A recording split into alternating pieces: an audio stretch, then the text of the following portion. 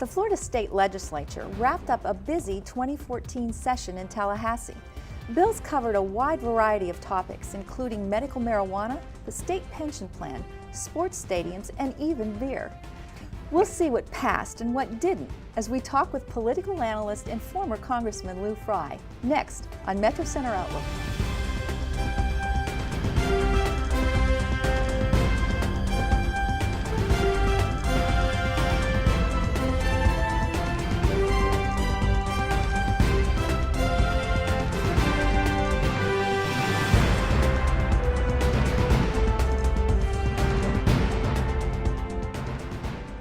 Hello, I'm Diane Trees. When the state legislature convenes its annual spring session, there's no telling what might be covered and what bills will pass.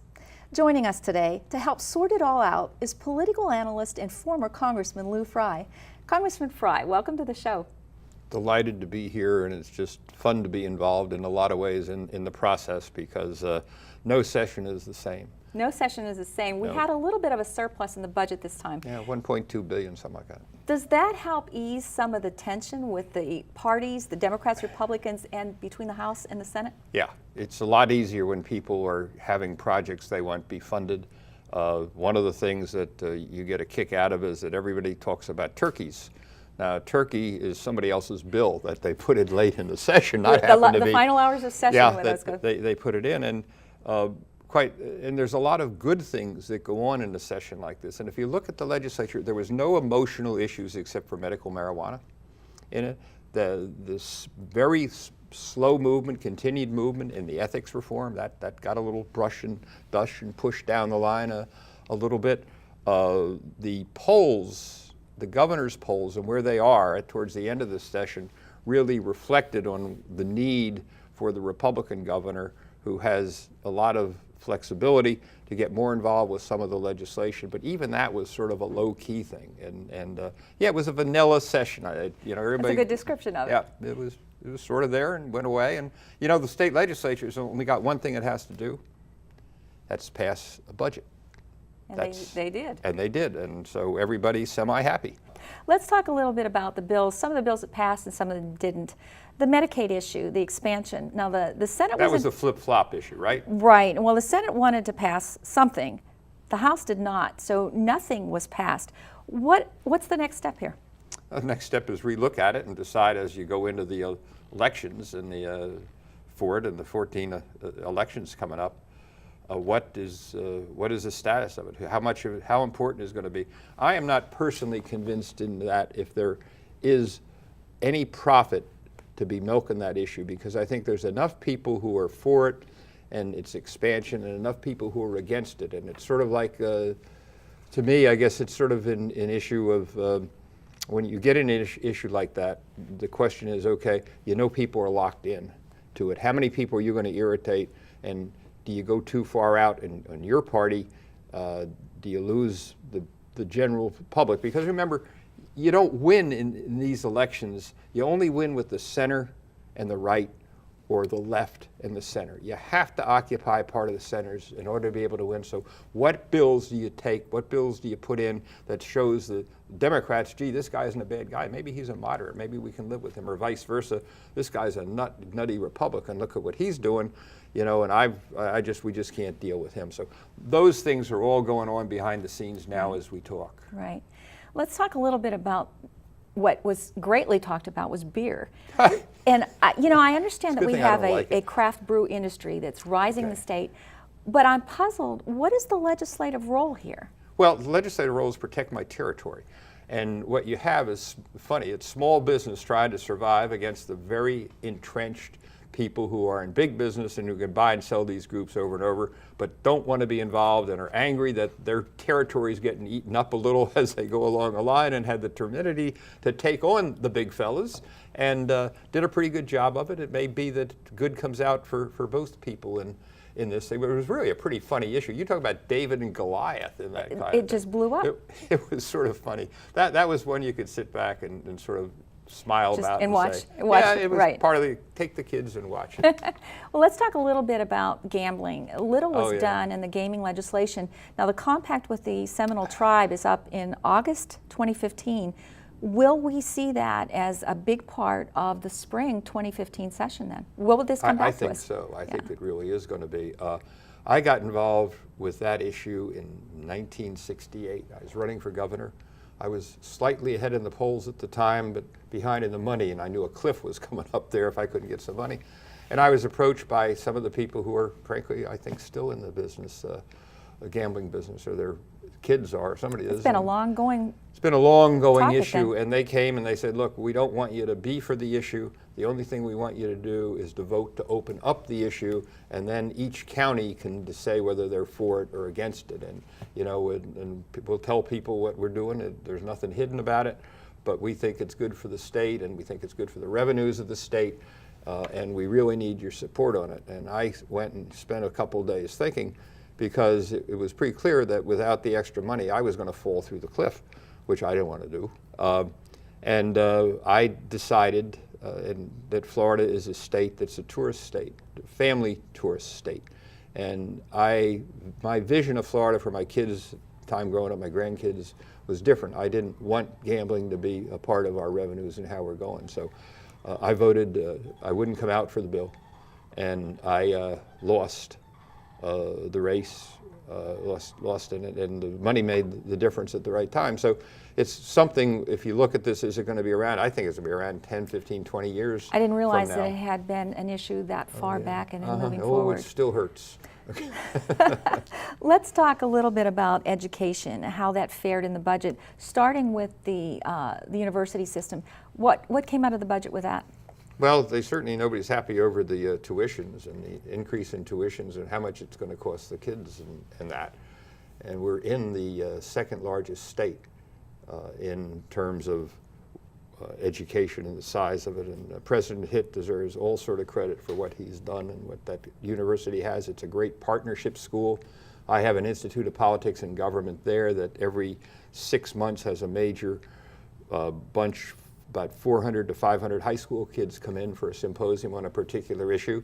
This one is on the symposium, has been on the simulation issue, which It's a big deal here. which is a big deal here. Right. It's when you look around, it is the only high technical thing that's left for us after the Cape has been destroyed. I was on the Space Committee, on the Manned Space Flight Committee, and fortunately Brevard County's coming back now. Harris has got another big Grumman's coming in there. Right, exactly. So I read that in the we've paper. got to really cherish those and fertilize them Right. and let them grow and so forth. But I think, and when I look at the jobs of the university, I think we ought to spend more time working backwards. In other words, coming up to you and saying, look, great that you're bringing people in here, and I know you want to bring people that are going to school, but we want to make sure they have jobs. So what is it you want us to train them for? And we'll train them for you, Mr. University, as long as there's a place to go. So, Let's talk a little bit about the bill, College for Dreamers, that passed. Yeah. That's going to allow children of undocumented immigrants who have gone to high school in Florida to be eligible for in-state tuition at the universities. This passed in the Very few last people, yeah. hours of session Sure. with that. very few people. This is one of those bills that says, hey, I'm not a nutty Republican. Okay. Yeah. I mean, the bill in that was a real question What about one. swayed the Senate, though? That was the opposition. What swayed Senate votes in that last I think the day? polls that show the governor's falling slightly behind. I make no secret about it. I'm personally for the governor. But I think looking at that and the numbers, and you're looking at some issues that can drive people, what you really look forward to in these things are what issues do you pick up and what do they make a difference? Somebody can say, oh, I'm for the vocation, education, and so forth, but are they willing to do anything about it? Are they willing to finance it? So, yeah, that sort of surprised everybody, and that's an issue that I think, if you can say it, the Republicans decided that made some common sense and decided they would pass it. Do you think that that's a reflection, that issue is a reflection on the bigger divide in the Republican Party on immigration issues? No, I think common sense struck. So we have some common sense. Yeah, it's not some illegal. glimmers. It is rare, but no, it's not. You got good people on both sides Right. of this stuff working Right. on it. The issues aren't easy. They're changing. The numbers are incredibly strong in terms of it. And what you do today in the social world and with all the stuff you do, if you sneeze, and you haven't wiped your nose right, you're in problems. But different world in terms of it. It hits, and it did. And you took medical marijuana in that young lady. And that was the only really emotional part that of the whole bloody session in that, what she did and the way she did it. And so people still count with it, and you can make a difference. One can make a difference, so don't give up the ship. Switching a little bit in education now to the K through 12, legislation passed that did expand the voucher program. There's some restrictions on student performance and a little more scrutiny on organizational aspects for charter schools. Yeah. Do you think that this addresses the accountability, the transparency issues that have Not plagued? sure.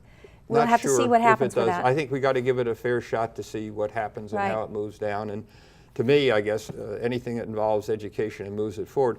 You know, we don't have time to get into this bit, but Florida is 46th of all the states in the country in civics literacy. There are only 4 states worse than Florida. I didn't know that. 40% of the people in this state can't name the 3 branches of government. 42% can't name separation of powers. 73% of our 4th graders in a test, a multiple choice test, couldn't pick the Constitution out as our legal document. And Senator Graham and I wrote a bill to change it, so you have to take civics now. And I'm glad you did. yeah, and we have 1.2 million kids over the next 5 years. We have to get through the process. And the biggest problem is teachers. None of the teachers basically in the state have had civics. So we have got a program together to teach civics. So when you talk about those areas, I think whether it's our program or whatever program you're doing, you're going in the right direction. I mean, you're really going. It all can make a difference. It's going to take that program working and other programs working in the educational area to get us where we want to be, which is kids that are educated, that know what they're doing. They know if you're playing basketball, you got to know the rules or you can't play it. You know, and it's good for the state, Right. those things. And, Right. and you got to be able to stand the sunlight. And get educated voters in here. Yes. Let's talk about switching the subject, but one that was talked about a great deal with session was water. And I have a couple questions for that. The Senate and the House. How was that for timing? I picked up the That's water. true. That's I had very all good. my own. Excuse me. I'm with you. The Senate and the House had different views on how much they wanted to put into the budget for springs cleanup and pollution. I was surprised at the difference in that. And then my second question for you is, with the compromise in the budget, will this come back up for us, considering that we have Senator Gardner coming in as Senate President, and then Andy Gardner, yeah, from right, here. and Representative Crisafulli? Their districts are involved in this. What are your thoughts on I'm water? smiling a little bit because that was one of my 3 main issues when I ran for governor in So the again, 80s. it's Yeah, coming back. I was right. I couldn't sell it. The only time people were interested in water is when they turned it on and there wasn't any, or it was salt water. And seriously, and water is the one that's going to tell us how fast, if any, Florida can grow. If we don't get our hands around water and that, we're not going to have the growth that we need. So the answer is and I once owned part of Blue Springs, I think with a group out of Orlando years ago. Water is really key, and it's an important issue, and it's one I hope we back out of politics. But you know, you got a problem, the growers, and then you have the cows that want to take it, and then the water ends up being so. A lot of issues on this, and when I think you've got 2 people that are in the leadership that are bright and maybe they can sort of set this aside, maybe put together a good panel on this thing, because it's going to hurt. Somebody's going to not get everything they want out of this thing, and this is beyond, though, what I want or what you want. We've got to get this water issue squared away. So you think that's going to be definitely coming up for the next I'm session? not sure if it'll be an issue in far as the election goes, but within a few years, whether we want it or not, it's going to be an issue. Right. Let's talk a little bit about public-private partnerships. They are becoming more popular. I think it's an innovative way to fund some of these big state projects coming along. Yeah. But what do you think pros and cons here? Well, I went to Jacksonville. I just got back a little while ago on this public-private issue. I was intrigued by it to see what it is, how far it could be expanded. Was there ability to raise money legitimately this way? There's no question that we've got to look at other ways to do things. Business as usual just isn't going to work. I've got a book about that thick that I tell you I'll get through. I'll go sleeping a lot of nights now. I could look at that. But all kidding aside, that is an issue that is beyond just the springs. You know, 80% of the people live on the shoreline, and 80% of the water is inland. Well, with these public-private partnerships, then, does this make us vulnerable for more special interest groups? That was my concern with it. Well, yeah, but not any particular reason you should be more vulnerable or not than any other thing. I think the difference with this issue is this is really an issue that's going to just dictate 10 years from now what kind of state we're going to have, and there's going to be a lot of political price that's going to be paid for getting something that works out. But we've got to do something. This is an issue that isn't going to go away. One of the last bills to come out of session was the stadium bill, and this is going to set sport teams vying for taxpayer dollars. We already have an approved soccer stadium for Orlando. Yeah. There are ongoing renovations at the Speedway, the International Speedway in Daytona. How is this bill going to impact what we already have going on? Well, we hope to make it bigger and better. One of my partners is the chairman of the sports thing and has done an incredible job, that group has done, in bringing it in. And the economic impact that we get from that is good. I think whether it's that, and I think you add to it the symphony and other things, that we are become a community that reaches out to many venues in order to be able to do it. The people in the industry, the tourist industry, are very nervous. We had one of the heads of it come to our firm just actually last week and talked about that particular issue, because the fight has already started as who gets what. And again, nobody's going to get it all, and you're going to probably get a little bit less. But if you make the pie bigger and so forth, you may end up with close to the same amount of money, and it is a good way to do it. We got a tax issue, a big tax issue around here in Winter Park in terms of the sales tax increase. Yes or no? That's another one for schools and for Seminole County is yeah, that. and Orange County is impacted. So yeah, nothing is free. And hopefully we're going to do these things, we're going to do them. We're not going to have a lot of boondoggles like in some of these authorities we have where it didn't exactly run the way we wanted it to. Let's talk a little bit about the amendments and the fall election then.